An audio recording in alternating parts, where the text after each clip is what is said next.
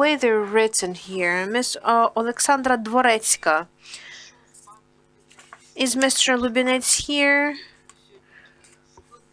Well, otherwise we'll see, because it's a difficult day in the Verkhovna Rada. Mr. Anton Korinevych, permanent representative of the President of Ukraine to the Autonomous Republic of Crimea. We don't have the nameplates. Olga Aivazovska. Hello. Ms. Tatiana Durneva, Executive Director of the Public Holding Impact Group. Alona Lunyova, Advocacy Manager of the Zmina Human Rights Center. As far as I remember, you're also an advisor to the Parliamentary Committee for Human Rights, right? Mr. Artem Salikhov may be late because of the traffic jams and because of some current problems, but I hope he can join us later. So our current panel is the reloading secure reintegration policy and updating strategic priorities, preliminary results and future prospects for 2020.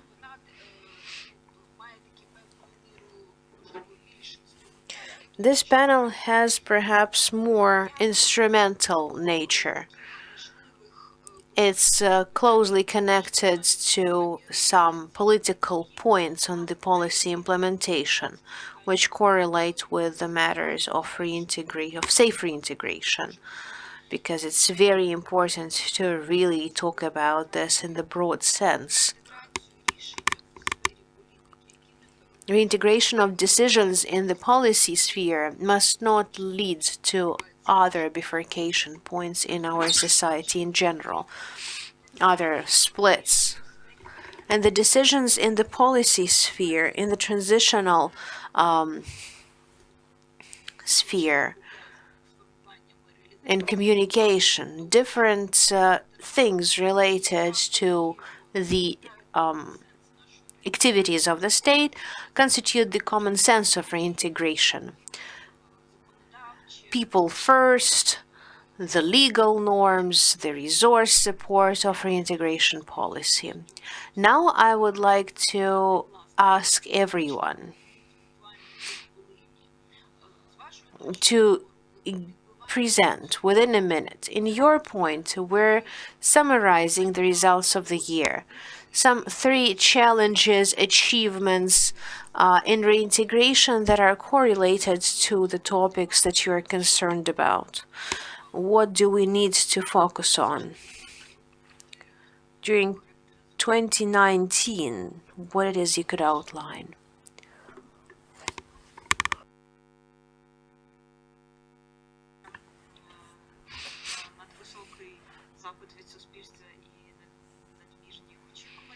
I think mine would be great expectations of the society. The society is tired of indecision, of unclarity, of lack of specific proposals that could reflect on their life. And when there are high expectations, there is also a lot of pain when these expectations don't come true.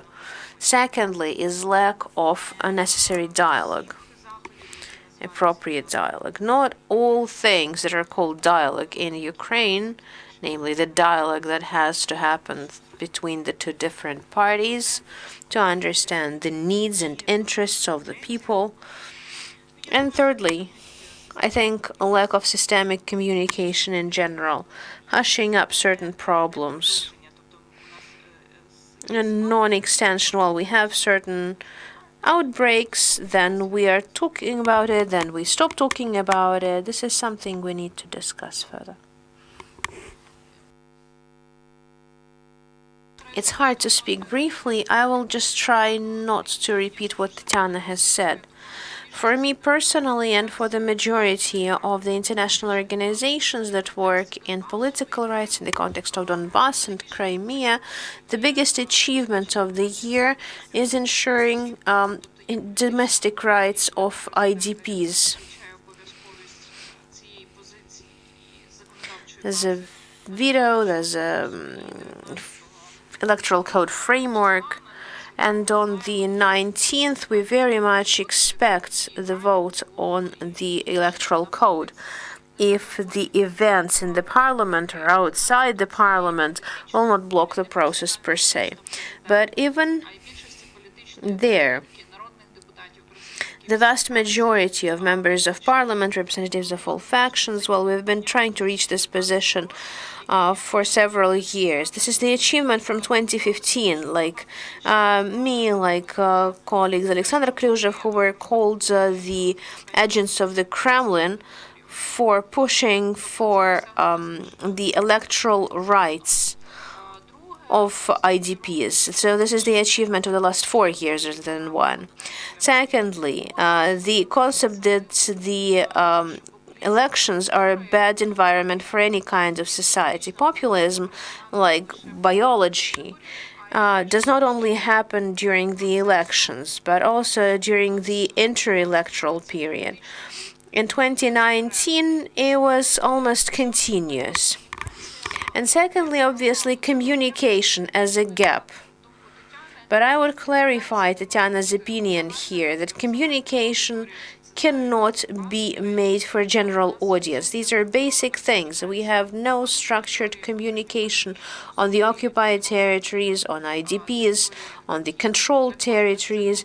So for each of these audiences, we need to have both some activity and quality explanation, because they have somewhat different needs as a result of certain circumstances, and we need to remember that. For me, the achievement of this year is the return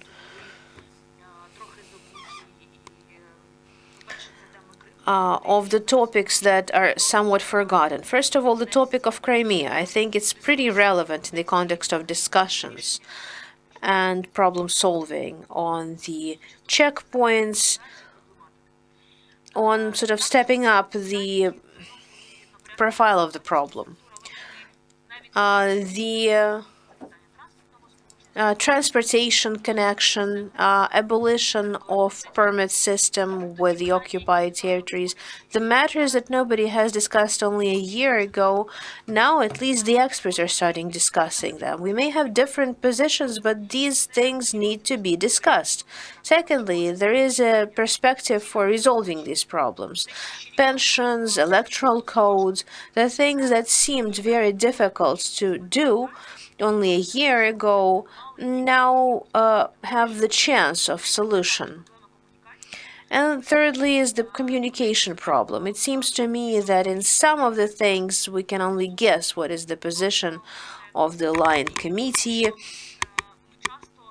because we often didn't get the information about the kind of positions that are adopted, or what positions are accepted, because these things are often not communicated, and we just need to guess whether or not this meets the goals of the foreign policy or not. Thank you. When I thought about discussing the disadvantages, I thought that Crimea is disappearing for me. Maybe it's not related to the control checkpoints and what's happening and renovations, etc. But generally speaking about the Crimea and Crimean affairs, well, people started talking a lot less about it, about the specificity of the Crimea, and they decided not to irritate Russia on the eve of the Normandy format or remember it in the public space. Although I believe that year 2020 should become the year when we speak about the fact that armed conflict started with Crimea, and that we can only discuss peace in the context of conversation of Crimea, among other things. And this separation of Donbass and Crimea is pretty dangerous. It's a disadvantage for me for this year. The advantage for this year is when I thought I have to imagine January 2019, when we only finished the first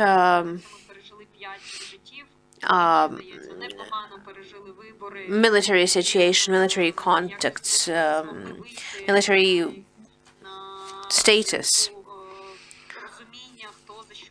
And now we've had like 5 of them, and we could understand who is responsible for what. The disadvantages included the institutional position, the amalgamation of 2 ministries, the Ministry of Temporarily Occupied Territories, the Ministry of Veterans. It put less focus on this ministry. It weakened the ministry, some of the ministry's positions.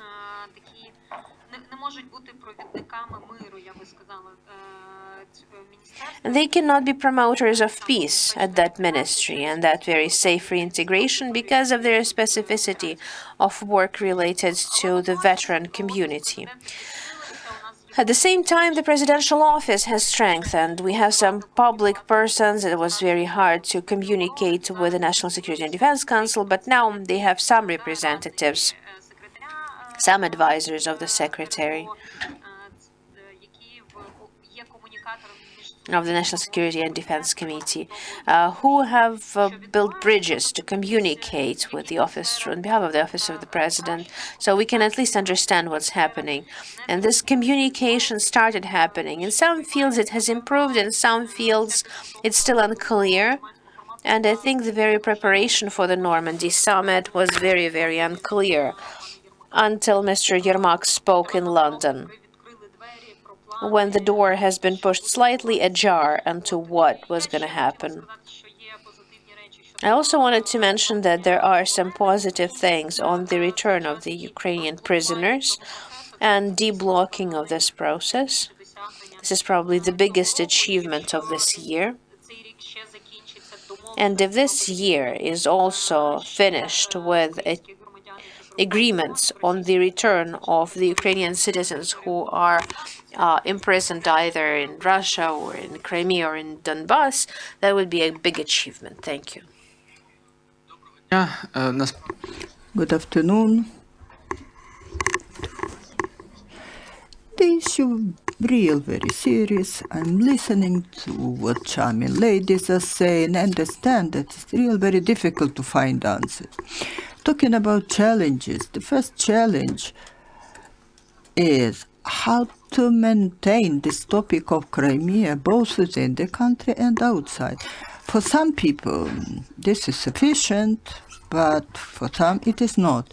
When you are working with this topic on a daily basis, you understand that this is a challenge.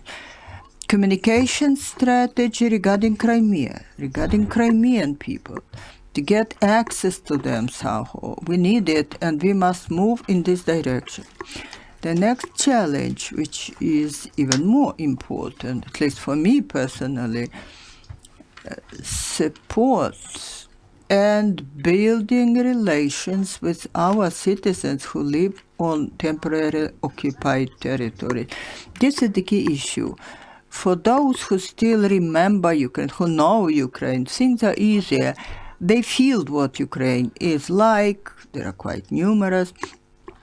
Even when you hear from people in Crimea, such joking things, we understand that they remember Ukraine and they still want Ukraine. But there is young generation who didn't know Ukraine very well. Important is to maintain relations and to keep them. This is a big challenge. As regards the area where we are working, we are building very good working atmosphere with the agencies that are working on Autonomous Republic of Crimea. They're not numerous, but they do exist. They work. And I hope that this topic will be further developed. We're working on that. In order that we, as the country, as society, as Ukrainian citizens, do not forget about Crimea, and we shall not forget it. Thank you very much.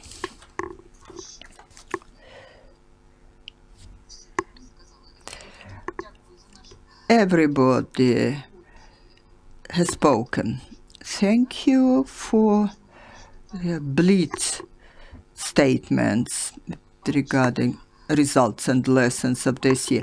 Now, your more lengthy presentations regarding topics that you're working on. Elections, potential elections, participation of internally displaced persons, elections that have been talked about so much, not only in the light of whether it's a betrayal or a victory, but what may happen. What are the forecasts for the next year?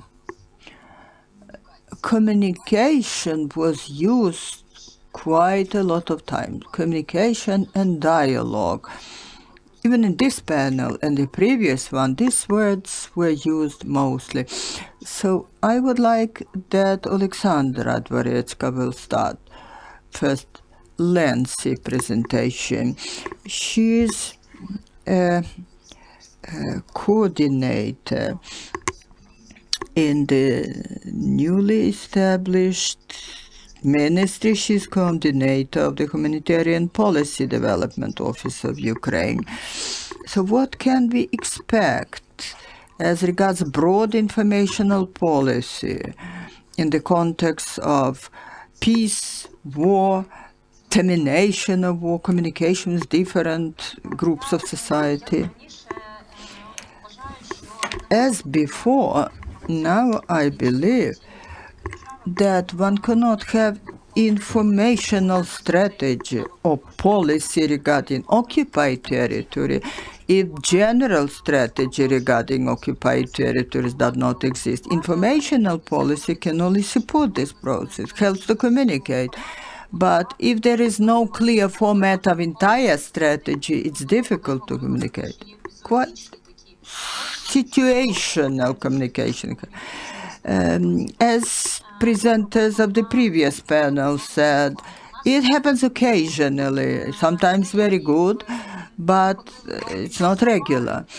It's like students who did not attend lectures for quite a long time, then they should take the notebooks from their mate students and copy them. We are discussing election, voting rights, pension rights, recently changed procedures for crossing checkpoints between territory controlled by Ukraine, not controlled by Ukraine. Although these are the issues that should have been done long before. Maybe certain things were not communicated very well. Regarding disengagement of troops, if this policy will be continued, one should make conclusions regarding what happened during previous disengagement and to study situation, whether it was improved or got worse. Situation of civilian population in the 3 points where disengagement of troops happened, and then communicate to the people who live there and with the community who will care about that. Then one should communicate the idea that the country lives not only discussing the conflict in the east and in Crimea. The state should take into account and communicate all reforms. They should be inclusive. Recently was introduced that youth mobility program was introduced that in 2020 could become the instrument of establishing peace. That will include the work explaining what is conflict like, that we need peace, and work with students and school children of Zaporizhia region or Volyn region. These are challenges. What is important that expert community, civil society organizations and authorities work together to elaborate such instruments. What we see now and recently presented opinion polls show that there are some compromise issues that separate us. And people should learn lessons and conclude clearly what shall we communicate, both from presidential office and from permanent representative, and for the ministry and our office on humanitarian and international policy. One should get signals. Which messages should be communicated? What next steps will be implemented? That we react proactively, plan this activity, and it does not cause surprises or resistance. And protests take place. I believe that protests are okay.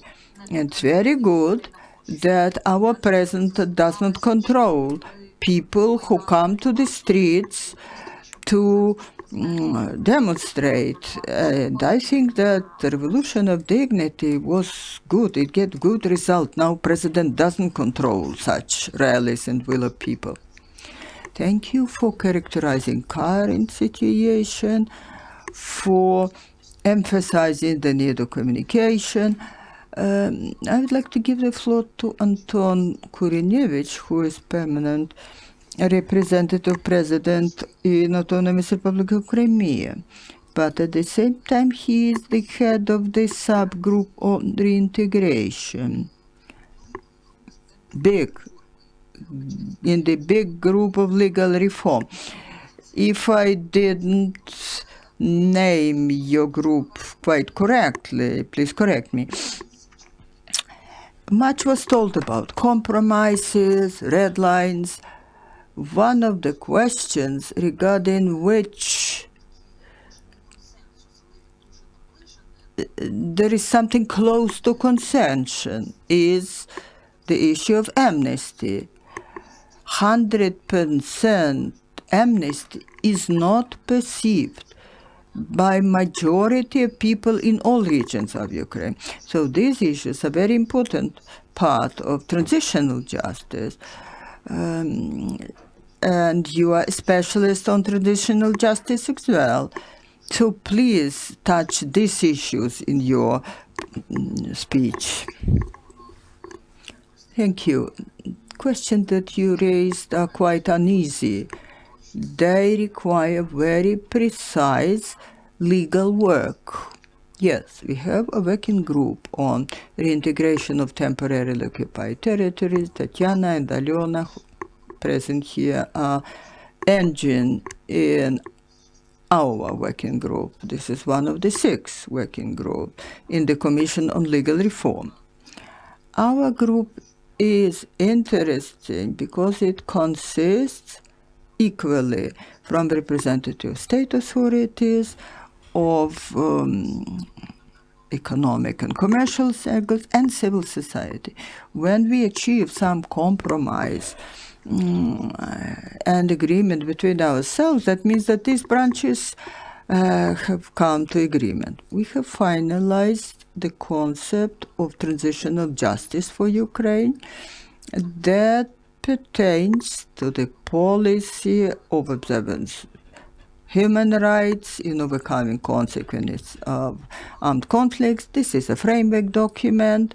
It doesn't give answers to particular questions, but it includes main conclusions, which regulatory act should be adopted regarding particular things.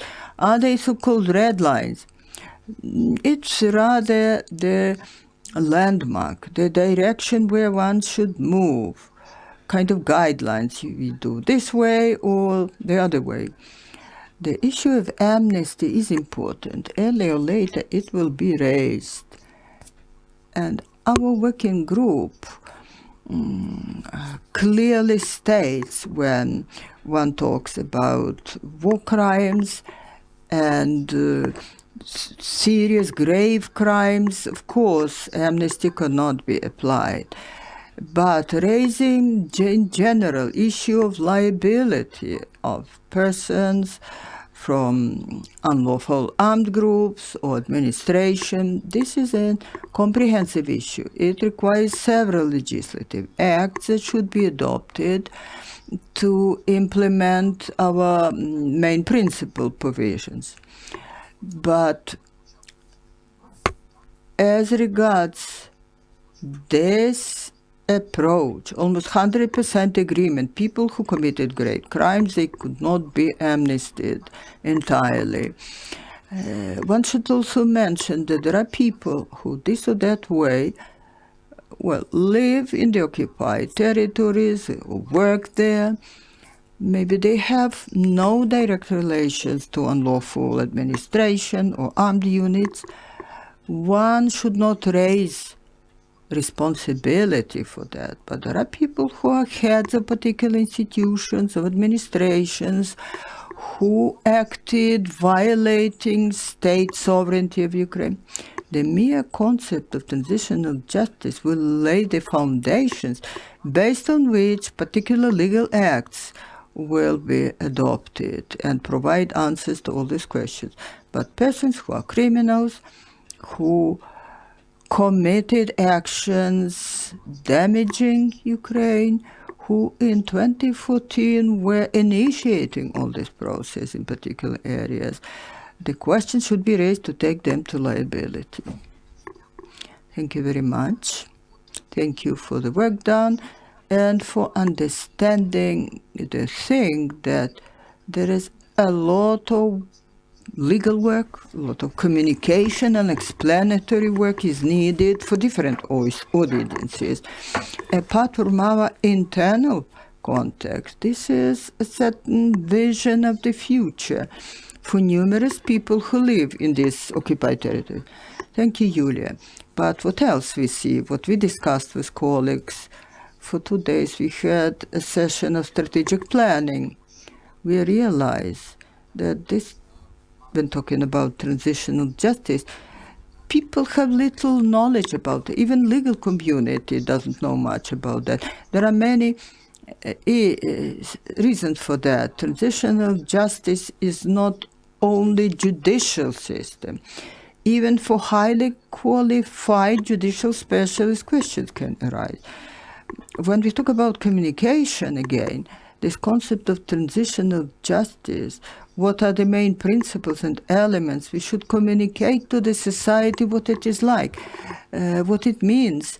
It is a normal version how to get out of armed conflict. It's neither betrayal nor victory. We must think how we shall live and work together.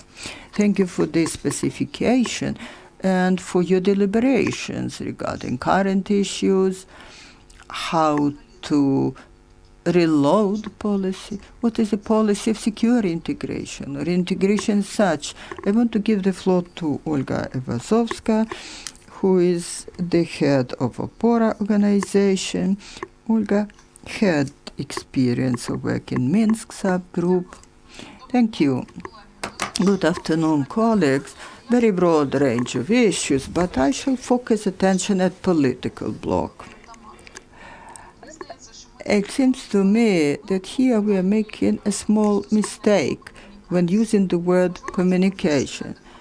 Probably this is professional deformation, but communique is a result of agreeing the positions of the sides. When talking about lack of communication, we mean that dialogue is absent.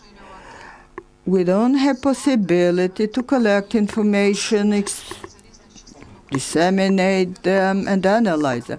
I don't mean opinion polls, but rather humanitarian dimension, certain personified things. And talking about Minsk agreements, Minsk process, and normative format, the most sensitive issues are amnesty and elections.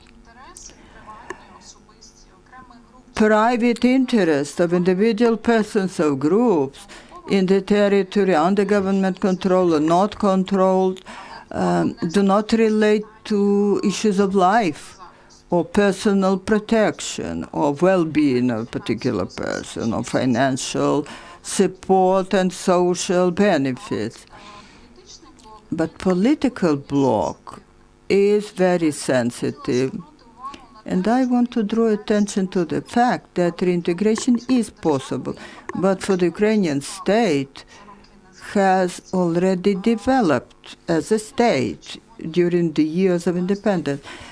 And it has not only red lines, but how to preserve the essence and the objective of the state, when remembering statements of Macron that in April at the next meeting at high level or at level of advisors, one should assess creating preconditions for political track. We should not forget not only about special order of local self-government in separate areas of Donetsk and Luhansk oblasts, but we must remember Article 37 of Constitution, establishment of function of political organizations and civil society organizations whose actions are aimed at changing constitutional structure, territorial integrity, undermining security, and so on.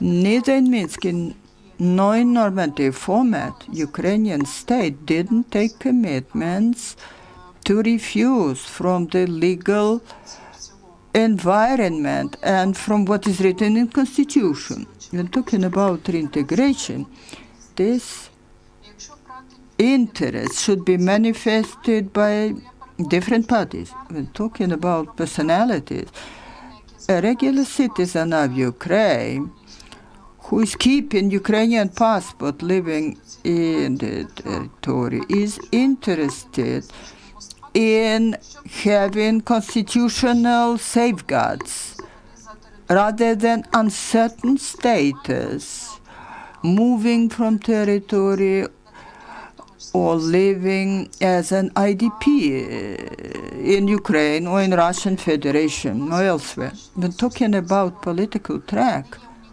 our society is not unique. If you take any conflict and the response of people to issue of amnesty, political reintegration, getting back into legal environment through political institutions, any country in any decade, at least that we can assess or analyze in time and learn as a case, people respond to this issue same way. What is uniqueness? That we live in digital time. We have more channels for dialogue that was 20 years or 30 years ago in countries that were overcoming conflict, or have conflict even now, but at this stage of conflict being resolved. What we are lacking, not so much communication, but awareness and dialogue. Society should not just react to the word amnesty as an irritating factor, but start getting information about legal conditions for reintegration.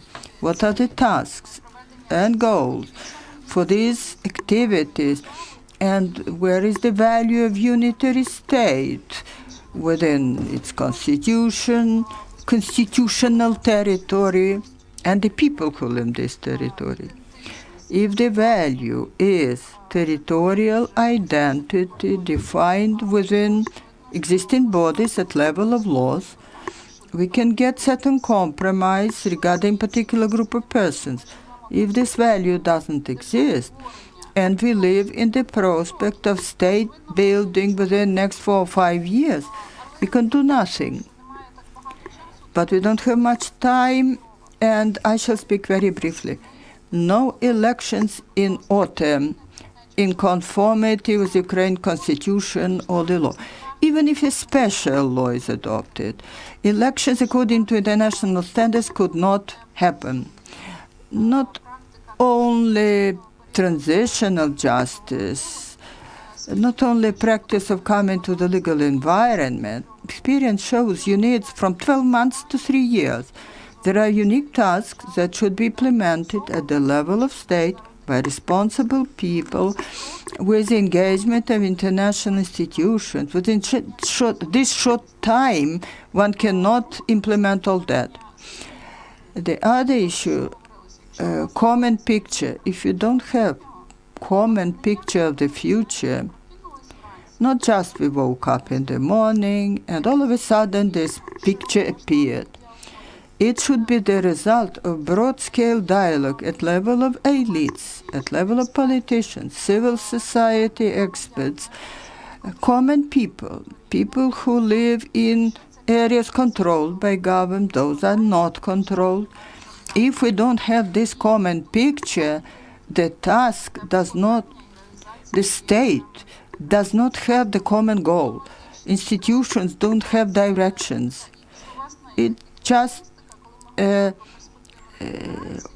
words exchange, society, and people don't have this common picture. They don't know which is the vector of development, where they should move.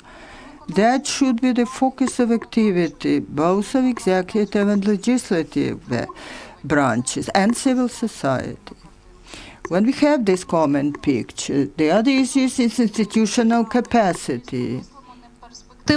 And when we're not thinking on the perspective of 2 to 3 years, but decades of functioning of this state, then we have to understand that the institutions have to be ready to take their positions and replicate the state legal field after the occupation. Can we do this by autumn? Of course not.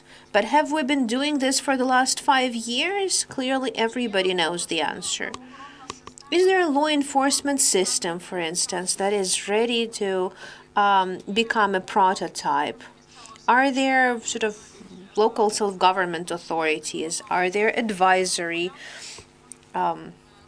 authorities that can take over these positions and perform certain functions at a transitional phase? Or are we prepared to delegate all that to the third independent party and sit down expecting that they will be operating within the interests of the state and society? Probably not. The institutions have to be prepared. Even the Central Electoral Commission or the civil society, while thinking on the perspective of 5 years of organization of the elections, has to study practices, prepare legislative field, train mediators, potentially train the organizers of this process. And if this has to be done 3 months or 5 months before the fact, it's going to be a disaster. It's going to be a collapse. And lastly, communication. Nobody should blame the people. Communicating, having dialogues. Nobody should hate anyone. There's nothing bad about having student to student, mother to mother, man to man, or a mix of all those roles.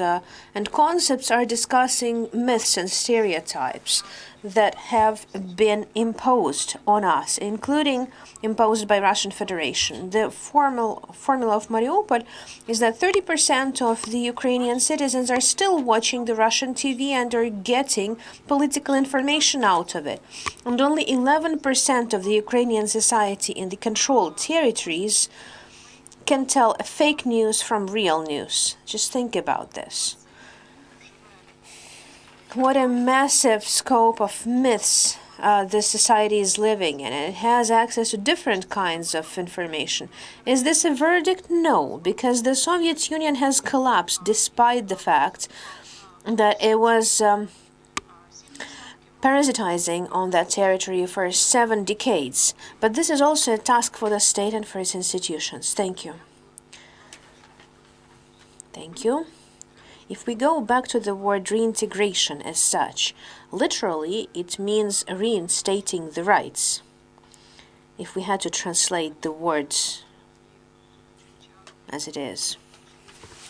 Other important things were mentioned here: the absence, the lack of strategy of reintegration for temporarily occupied territories of Crimea, of Donbass, respectively. There's no possibility for communication policy, because communication policy, besides many things, is transfer of some existing messages from the state. Of course, those things can be interpreted differently. And now I'd like to give floor to Ms. Tatiana Durneva for Well, she was working a lot on the matters of elections.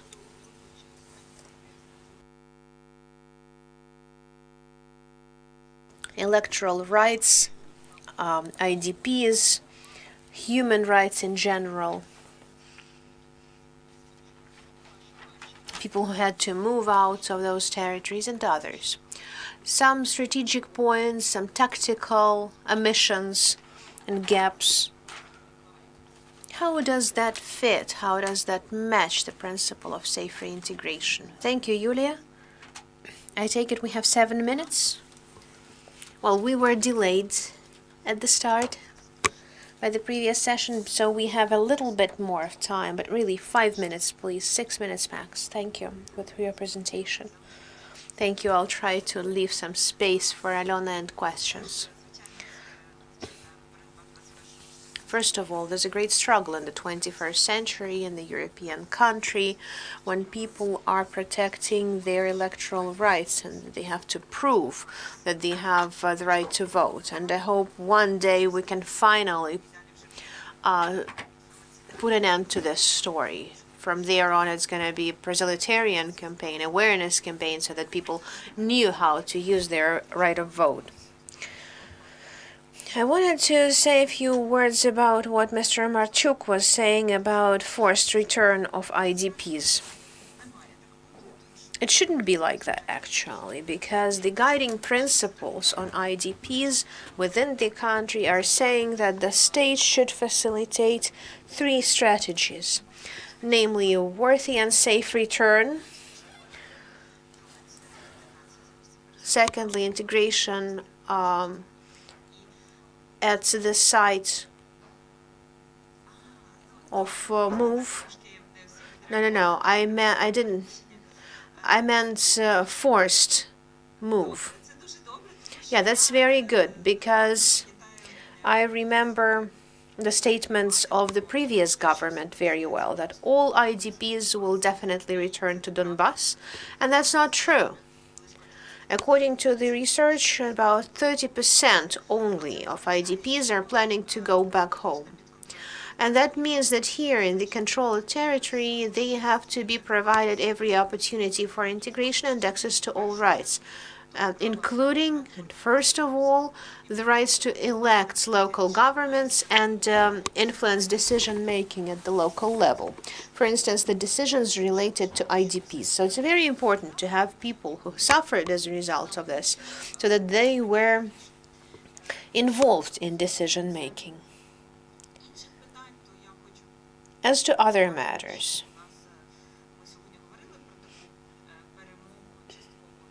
we mentioned the achievement of this year.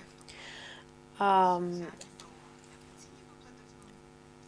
of the achievements was the registration of the draft law on social payments to IDPs and residents of temporarily occupied territories. And this is a good message to them, that we remember them, that they can use their right for pensions.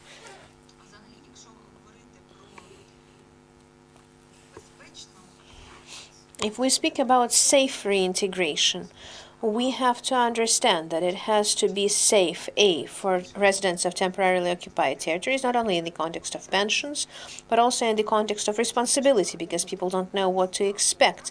So they have fears, and fear is perceived as danger. They don't feel safe because they don't know what the return is going to be like. Return under the state control.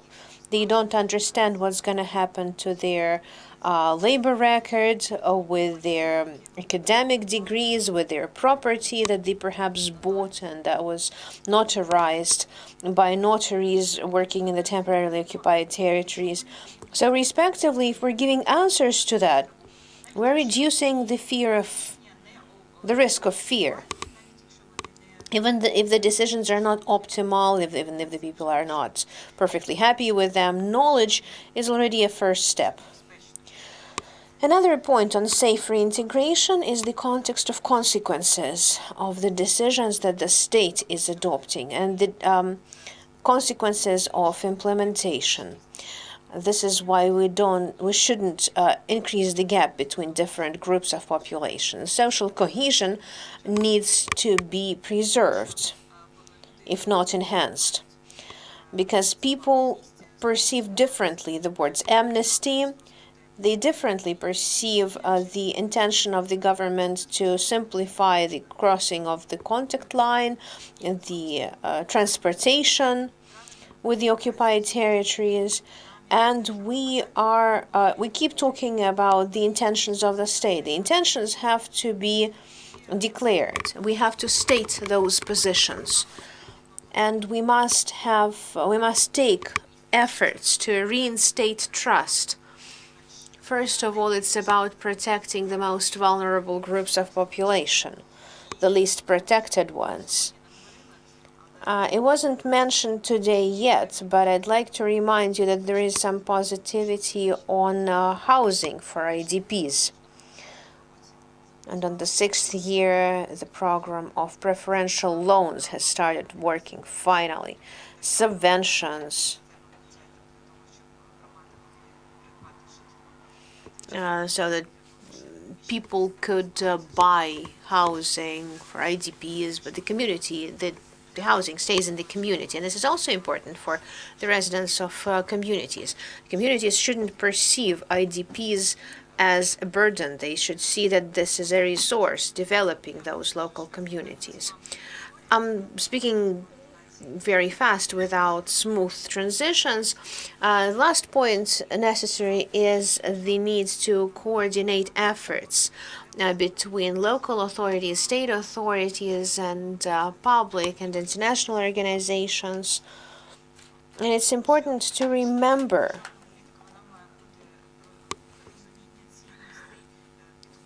that this should be based on a rights-based approach. And this has to be a throughout approach to all levels of government and all levels of society. I'd like to emphasize that communication is important.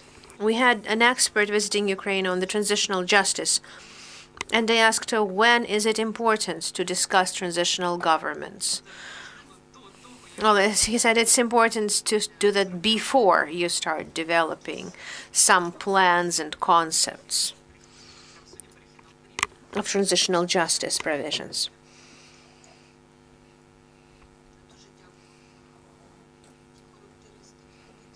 Thank you very much for all those in-house or external characteristics on the transitional justice. And as to coordination of efforts in safe reintegration, reintegration can be safe and unsafe. It's unsafe when we don't take into account certain controversy in the decisions.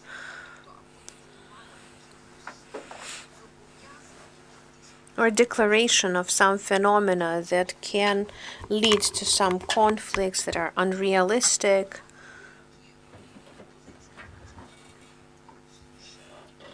And even some very positive issues could be difficult. I'd like to give floor to Ms. Alona Lunyova, who really is taking care of public advocacy, who works in the human rights sector on temporarily occupied territories, covers different topics and problems and social problems in this field. What, in your opinion, could be the agenda for the future? What could be relevant? Thank you for this question.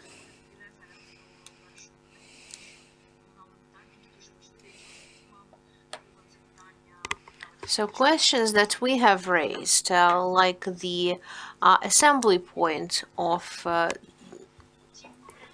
the social cohesion, like prime minister, vice prime minister who could lead this.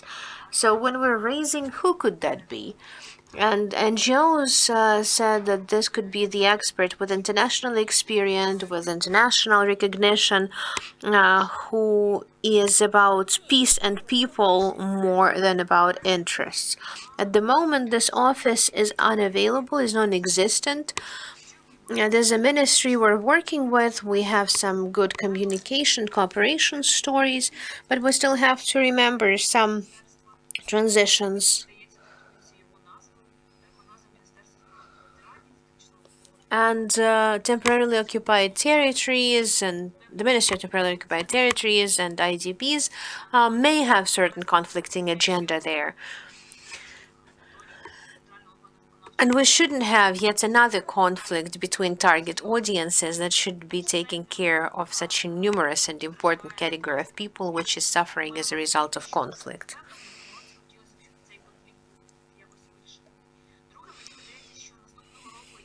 Secondly, it seems to me that we've already started this year and we will continue doing that. So we started combining agendas of the problems of Crimea and Donbass.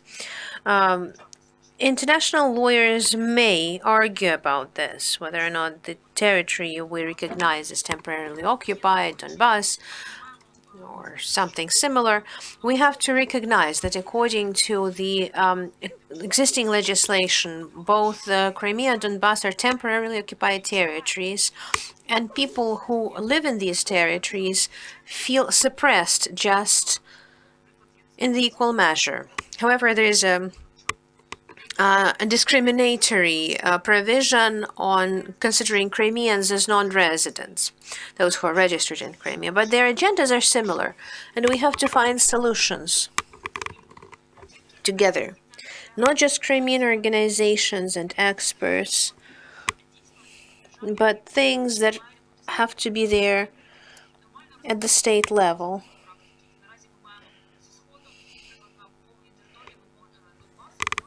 For example, in the temporarily occupied territories of Donbass, there's a list of items. Currently in Crimea, they don't have this situation. Why don't we unify the approaches? And there's a third one, third point.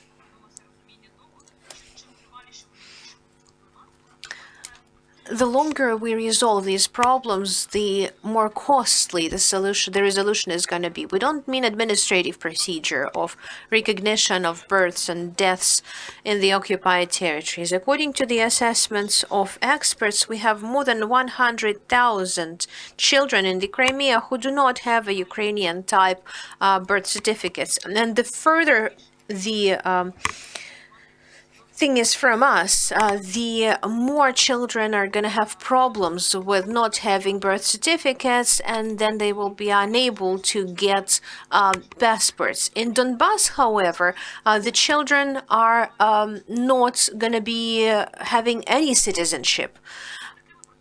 And again, we need to establish the procedures for renewing those documents. And lastly, fourth, about transitional justice.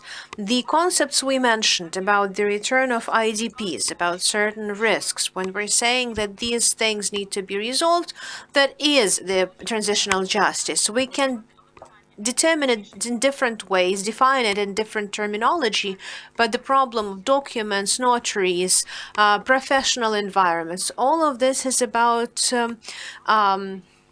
transitional justice, and we have to have a roadmap for this. In this concept, we very much hope there's going to be a presidential decree that can adopt this concept of transitional justice and model of transitional justice for Ukraine. But we very much hope, and I very much hope, that there's going to be a roadmap, a package of draft laws, certain actions that will be taken to first simplify the life of the citizens, and secondly, to bring the reintegration and deoccupation closer. Because if we define this well, if we define responsibilities very well, I think I think the people will not be afraid of return of Ukrainian jurisdiction to their territories. Thank you. Thank you very much for all your observations, for proposals of the vision that you made, both as regards transitional justice and numerous other aspects that we are discussing. Issuing documents, these are the issues that are of concern for people who live in temporarily occupied territories, both in Crimea and in Donbass.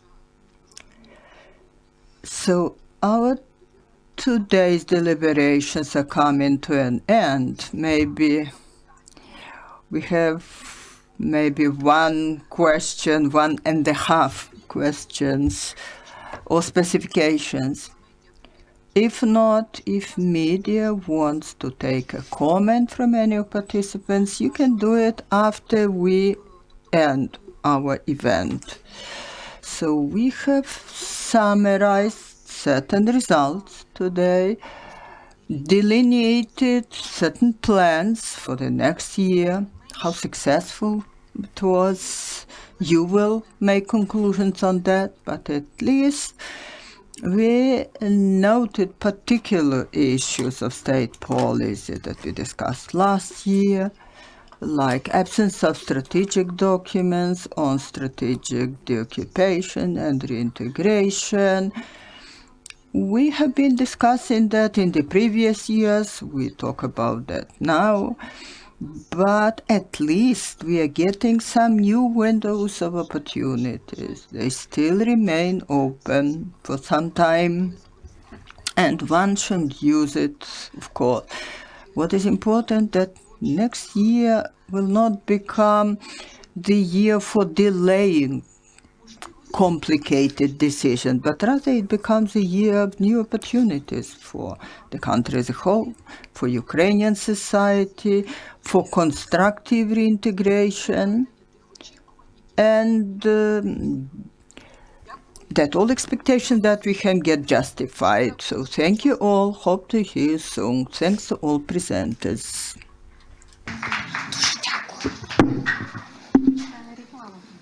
Спасибо, Саша. Спасибо.